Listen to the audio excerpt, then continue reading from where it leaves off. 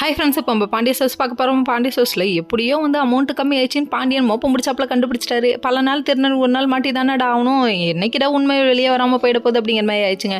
அதுக்கப்புறம் இது விஷயமா மேலே எல்லாரும் மொட்டை மாடியில் பேசிகிட்டு இருக்கும்போது எப்படியாவது தெரிஞ்சிடும்டா, தெரியாமல் இருக்காது, உங்கள் அப்பாட்ட போய் பேசிடலாம்டா அப்படின்னு சொல்கிறாங்க. சொல்லிகிட்டே இருக்கும்போது வேணாம் பேங்க்கில் நாளைக்கு போய் கேட்பாரு, எப்படியும் உங்கள் அக்கௌண்ட்டில் இருந்தால் போயிருக்குன்னு சொல்லுவாங்க. கடை கேமராவை பார்ப்பாரு, மாட்டிக்கு வேடா அப்படின்னு சொல்கிறாங்க. கடைசியில் வேணான்னு சொன்னாலும் கேட்க மாட்டேங்கிறாரு நம்ம கதிர். இன்னைக்கு ஒரு நாள் சந்தோஷமாக இருப்போமே, நாளைக்கு என்ன நாளைக்கு பார்த்துக்கலாம் அப்படிங்கிறாரு. சும்மா டேக் இட் ஈஸி பாலிசிங்கிற மாதிரி வேற லெவலில் போறாரு. அது மட்டும் இல்லைங்க, வருத்தப்படாத வாலிப சங்கத்தோட தலைவரே நான் போய் வருத்தப்படலாமா அப்படிங்கிறாரு.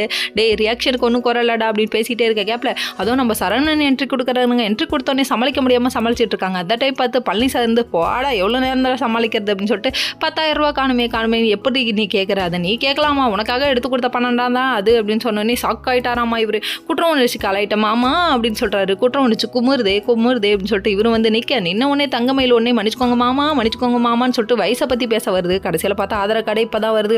ஆடு தன்னால் வந்து தலையை கொடுத்துருக்குமே அப்படின்னு சொல்லி ஃபீல் பண்ணுறாங்களாமா.